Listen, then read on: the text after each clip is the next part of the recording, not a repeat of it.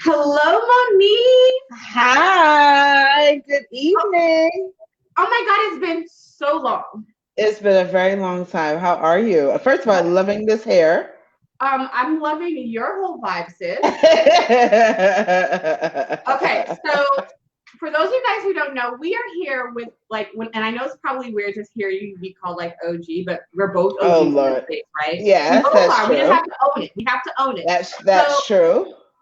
this is one of the designers who pioneered, who championed all things plus size bikinis, who really put her stamp on things. Like she gave us, I still have my rompers. I still have a Yes. couple of suits. Good. I'm not letting go of Did this. you ever did you ever get a convertible dress? I don't think I ever got one of those. Oh man, maybe one day, maybe one day, like you can bring it back for us, and Oh maybe, gosh. I'm just putting it out to the ether. For those of I you guys who understand. are just tuning in, we have just watched Christian Omashoon, Courtney Noel. We had an interview with Ben Berry, the new dean of fashion at Parsons, who's bringing plus size. Monif, he's bringing plus sizes into Parsons, girl. Oh, I love it. Right. And so now we're here with Miss Monique. We had to bring an OG designer to talk with y'all, especially because you've gone through different changes and I evolutions of your have. brand. Yep. And right now, where are you tuning in from? Let people know where you tuning in from, sis. I'm in Barbados actually. So I'm in the Caribbean. I'm living in the Caribbean now. So yes, it has been a big change for me. Coming from New York, now living in the Caribbean, everything's changed up. Everything. I kind of even hear it a little bit. You've adopted a little bit of the accent. I hear it, girl. I hear it. Well, that accent was always there. My mother and father are both Bajans, so this is not only this is second home for me, but now it's first home. Oh, okay. So what have you been up to? Because you just dropped a fire new swim collection that Thank people are you. like, whoa, what's going on? So talk to us a little bit about. I guess it depends on where you want to start. Do you want to start from your journey from when you started, or kind of your hey girl, I can start anywhere. Well, let's give a short intro because I mean we have the please do. intro, but I'll talk a little bit about who I am for those who don't know. So I'm Monif Clarke, the CEO of Monif C. It's a plus size brand that I started back in 2005, which sounds like what is that now? 5, Yeah, uh, 2005. 16 years ago. 16 years ago. And it has been my passion business. I am a plus size woman. And so I really started Monif C because I was like, where are the options? Why don't I have options for nice clothing?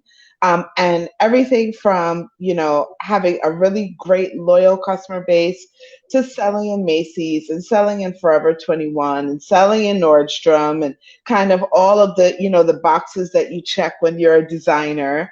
And here we are now. And what I've told people is one of the things about business that you have to understand is pivoting and The knowing when art. it's time to make changes, the art of pivoting, right? And when I came into the industry, there was basically nothing for plus size women. I mean, let me not say nothing, no disrespect, because there was Lane Bryant and there was Ashley Stewart and there were other brands still. So we have to make sure that we recognize them, Marina Rinaldi. But in terms of the trendy contemporary plus size space, there were limited options. If you were, a 26-year-old hot pocket looking to go on vacation with your friends, being able to find something nice to wear, you'd have to kind of rig some outfits together. So I started Monif C when I was 26. So I'm speaking of myself. And I wanted better options for myself, and here we are.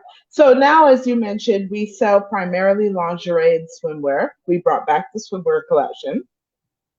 I'm 42 years old. I have been running Monif C since I was in my 20s. And I just got to the point where I said, I want this brand I want to be able to service my customer, but I also want it to be more reflective of where I am right now in my life.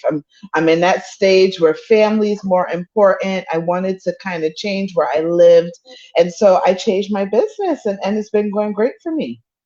That's beautiful. And it's Yeah. really about this art of the pivot. I mean, we have our Speaking of Curves every Thursday where we're talking with other business owners in the plus space.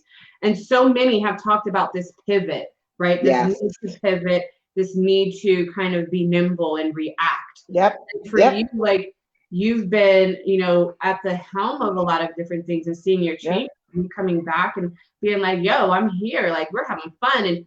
And you still, and what's interesting is like in your imagery, you always gave us thighs, Correct. always gave us boobs, some hips, right? Correct. That's who Always we gave us are. that visual like impact. And Correct. I'm curious, like, when it comes to direction and inspiration, like how did you capture that? And how did you like keep it consistent? Because that's, not everyone can. Well, to be honest with you, it stayed consistent because that these women are my muses. So, it wasn't something that I did because some trend book told me or some marketer told me, do this or do that for the market. I basically put out the women that are muses to me, women that I want to see, women that look like me, in the clothes, in the industry, in the imagery. That was what I wanted to do. So that's why we were able to stay consistent because it was organic. Um, Art just put, I wore one of her beautiful white swimsuits to start my modeling portfolio. Uh, Listen, I get so many of those stories. Like, I have, like I said, I've been in business now. It'll be 16 years in September. I have women that are like, I wore your convertible dress to my first prom or my prom. I wore your swimsuit on my first, my honeymoon with my husband. I wore like your pieces have been in some of the most important parts of my life. Right. That makes me feel good. And Art, thanks for that. That's very sweet. Oh, yeah. I mean, like, you have really been, and on top of everything else, girl, like, I know so many times you and I have, like, had sidebar conversations around the business side of Plus. Yes, yes. And we, like, could wax poetic around, like, all those technical things. And so, I mean, but before we get into some of the business side, with swim and lingerie, like how did this journey like feel this time around? Because you said you wanted to make sure you're putting family first and that it reflected more of where you were. Like, Correct. how do you articulate that, especially for those newer designers who are trying to figure out like, who do I design for? Like, well, I feel like this, but everyone's wearing this. Like, how do you stay true to you in this journey? Well, it's so interesting. I mean, Maria, you're asking great questions. These are questions that need to be talked about because I tell people all the time because I consult. One of the things I do now is I consult with other businesses, whether it's in the fashion space, the plus size fashion space, or others. And I tell people there's two touch points that you need to make sure that you're aware of. Number one, your business has to simultaneously walk this tightrope of being connected to the lifestyle you want to live. Here's the thing, you can have the biggest business on the planet, but you've got to have staff. You've got to be okay with having lots of staff. I mean, at our largest, I probably had about 16 people working for me. That's payroll. That's all of that. HR, it becomes more than just I make beautiful clothes and I want women to wear it. You've got to really think about how large do I want to scale? Because as large as you go, yes, the revenue is nice, but at the same time, the work doubles Those and bills. triples over time, right? So you have to make sure that your business is in line with what you want. You decide whether or not you want to be maybe a designer that does custom so you can manage your load, or maybe you're a designer that does a small collection and once it sells out, or maybe you're a designer that's like, I want to go into department stores and I want to do volume.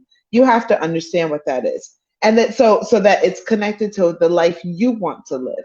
And then secondly, the other thing that they bring up is, yes, you do have to be aware of what the customer wants, but you have to be innovative and creative enough to be able to take what the customer wants and still shift it sometimes, Yep. because sometimes the customer is not always right.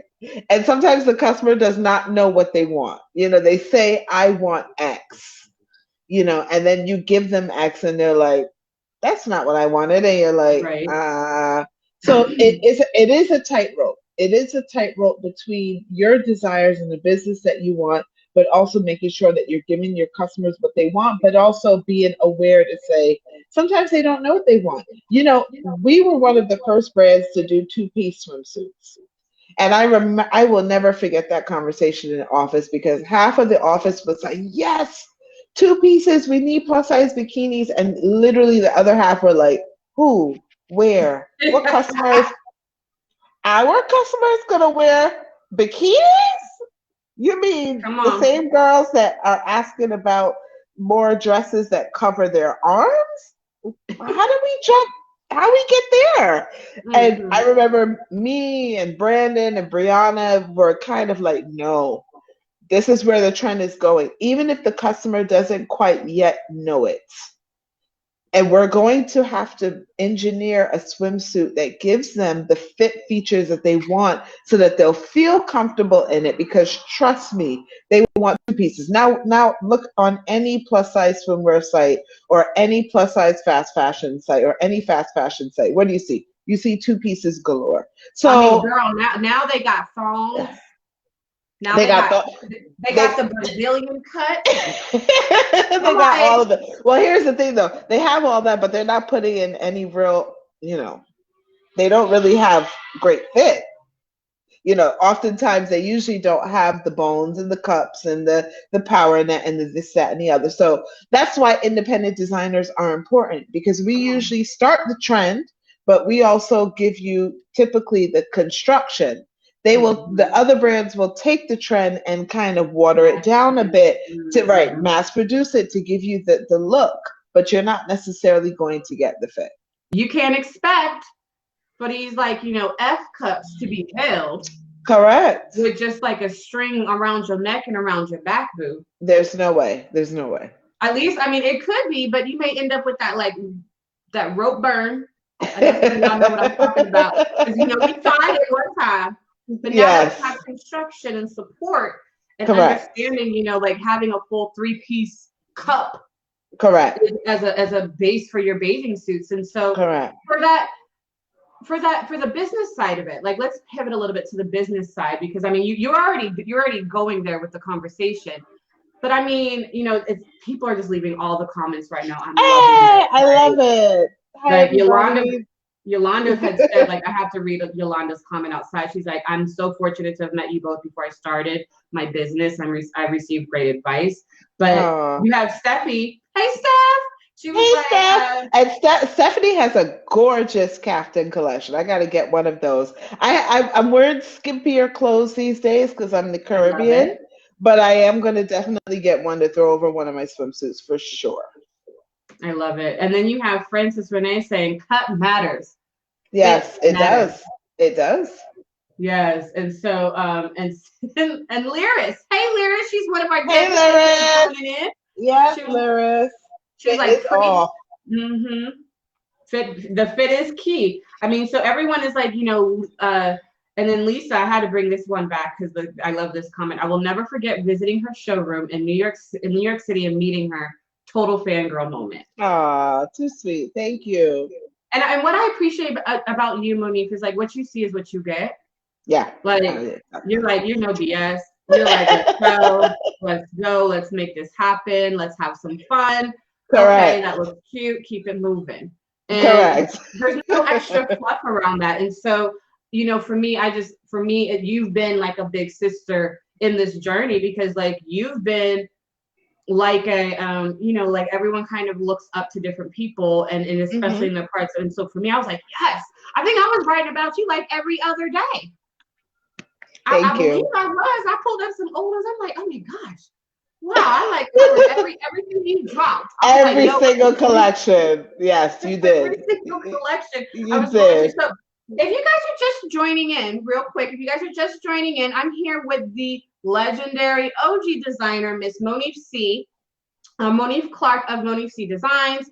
You know her. She has championed and pioneered plus size bikinis. She's given us plus size lingerie. And today we're talking a little bit about her journey, about like the ins and outs of being a plus size indie designer. And she's given us some really good nuggets of information.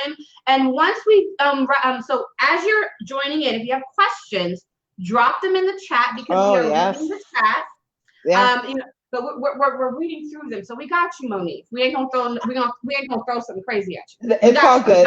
I see another OG. Oh, I'm sorry, I cut you off. I'm like, I saw another OG in the.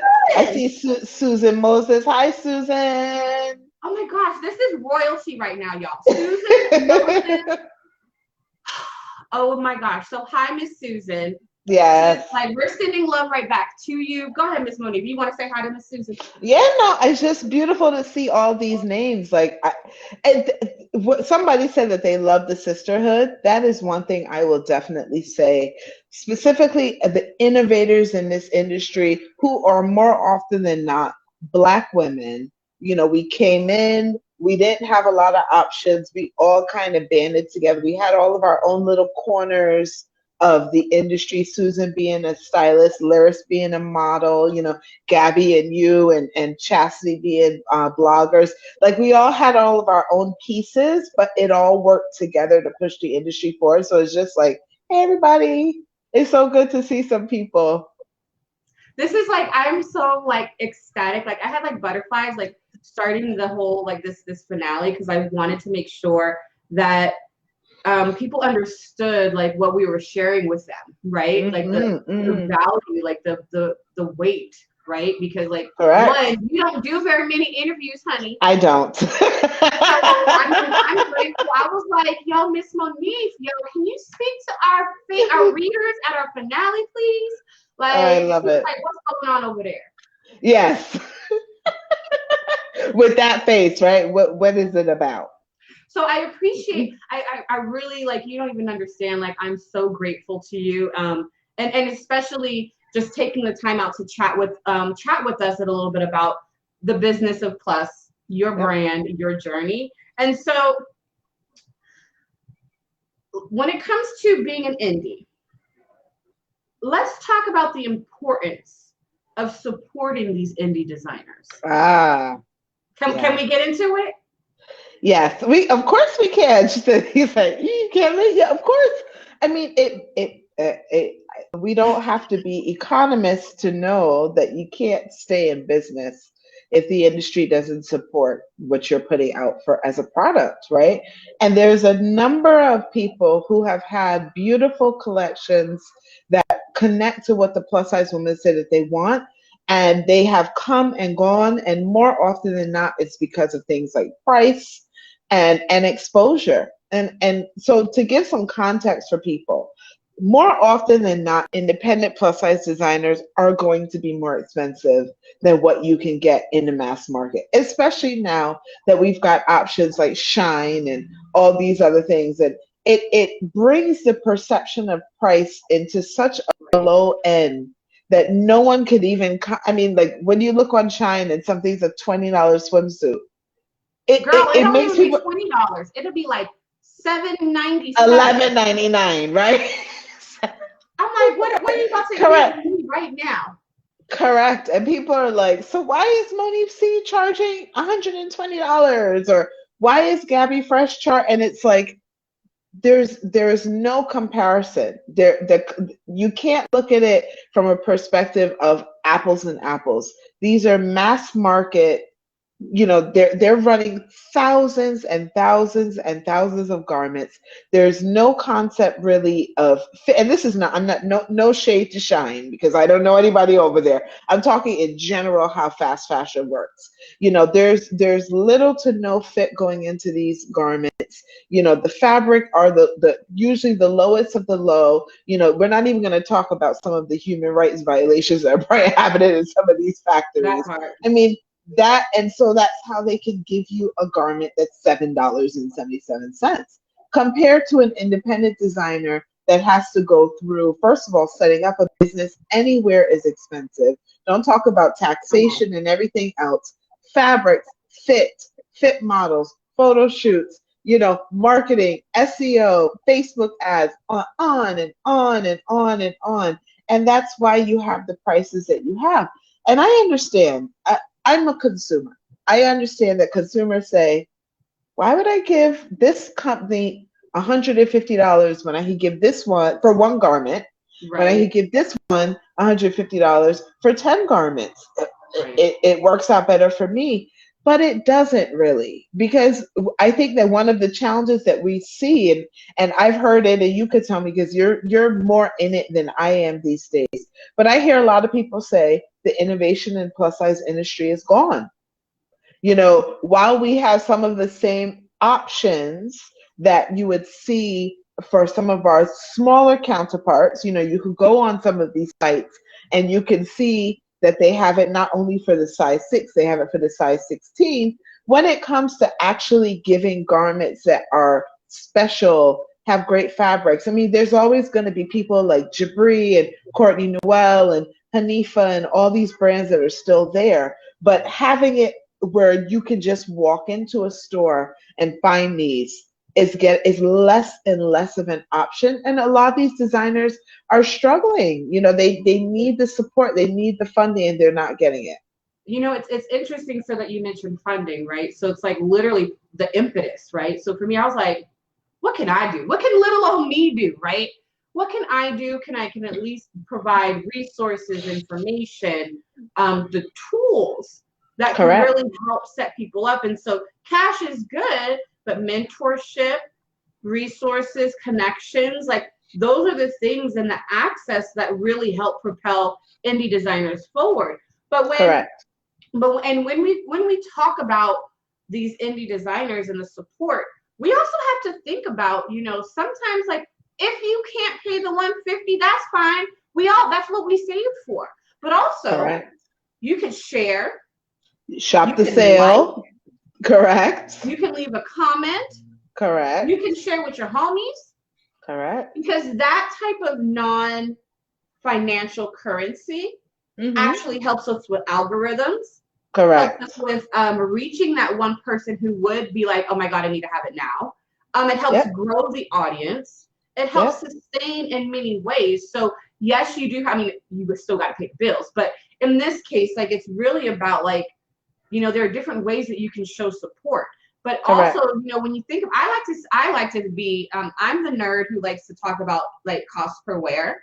Right. And I hate Which is having, actually very smart.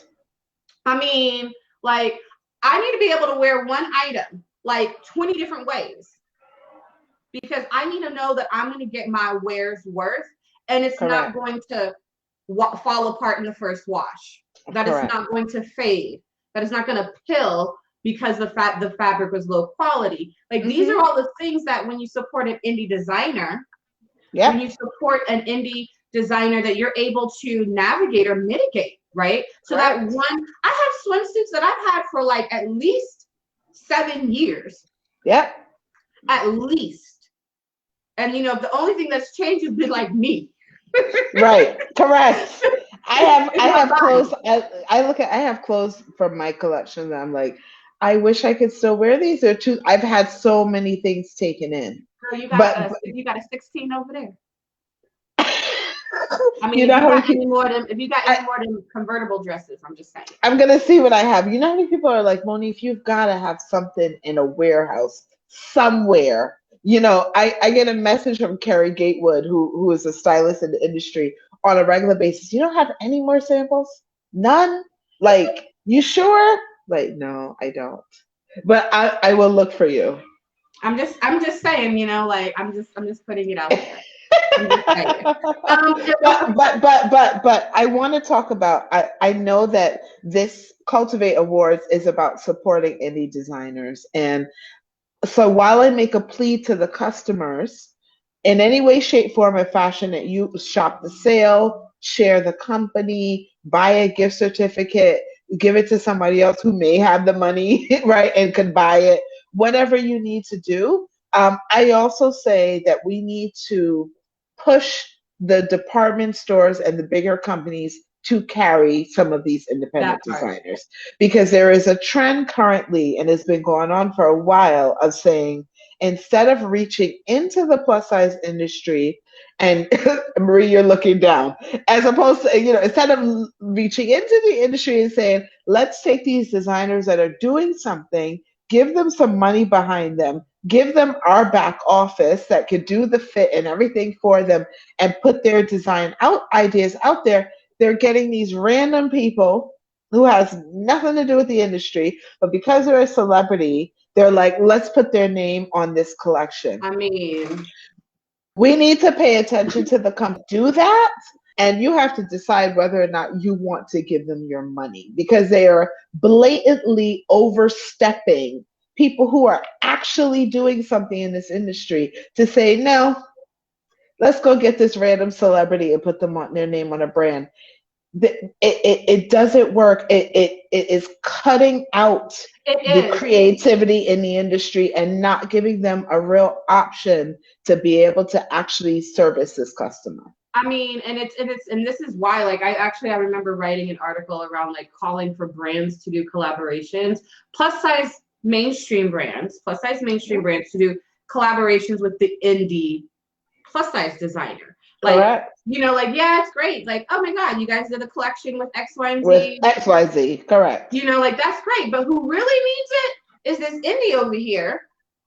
And then don't try to, like, play, for play.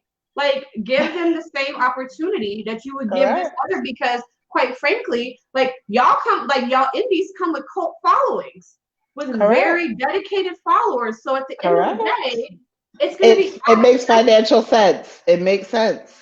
Yeah. But that's too much like right sometimes. But that's why I'm like really grateful to Eloquy. Like, when I came to like, this is how you can make positive impact in the Black, Indigenous, like, people of color, like, space. Like, those who really, like, this is how. Like, put some money in their pockets. Like, mentor them. Right. Because I be fussing. I stay fussing. Well, so, this is why you're here. But it's like, put your money where your mouth is, and let's make some impactful change, right? Yep. And let's keep it going. Like, for me, I think my impetus or my inspiration, I think, was seeing like all these different grants popping up for indie brand for small businesses. Mm-hmm. Then I had the nerve to like rewatch the September issue, right? With Vogue. Yes. The Vogue September issue from like 2009. Do you remember that? Yeah. And so I saw like they did like the designer fund or something, the Vogue fashion fund or something, and I was like, so that inspired you. Yeah. How can we do this for us? It's perfect. Like, this is what's here. Monif, I am so grateful to you. Thank you. You don't even understand. I'm so geeked that you spent some time with us today. Thanks for having me. People are like, you got facts, and that's on Mary Had a Little Lamb. Not the lamb though. Well, that's why I remember when I told you, when you asked me to do this interview, I said I'm a little bit longer in the tooth. I'm over 40 now, so my mouth's a little bit less censored. So tell me how we want to do this. Right. We was going, and yes. Like this year, I turned 40 this year. Ah. So it's definitely, I'm joining your club. Yes, you're in the crew now. I'm about to be. So, well, I invite you to watch our next indie designer who's coming up, awesome. And to definitely stay. And Monif, like, tell everyone how they can keep in touch with you. Sure. Like, follow, shop. Give us all your information. Well, the lingerie as well as the swim collection is on monifc.com. You can also find us on Etsy by typing in Monif C. We will have another swim drop coming shortly within the next 2 months. I know that this is the summer and the year, I should say, when everybody's like, we're getting outside. I don't know if I'm going on vacation in July or October, but we're going somewhere. Well, we are going to have another drop of swim to give you what you need. And I people look at the lingerie collection sometimes and they're like, oh, Mo, it's so sexy. Are you sure? Give it a try. I would like all of my customers, the people who support, give it a try. Some of the pieces are really gorgeous. Check out the swim. You won't be disappointed. Everybody knows Monif C plus sizes on Instagram, Monif Clarke on Instagram, and it's been great. Thanks so much for having me. Oh my gosh. Thank you so much, Miss Monif. Like, it's been such an honor, and it was so good catching up. Like, we have to continue the conversation offline. We do. Thanks, everybody. Thank you so much. Now, you guys don't hang up. We're going to be back with our last finalist, Melissa Mercedes. And so in like 2 seconds, here we go.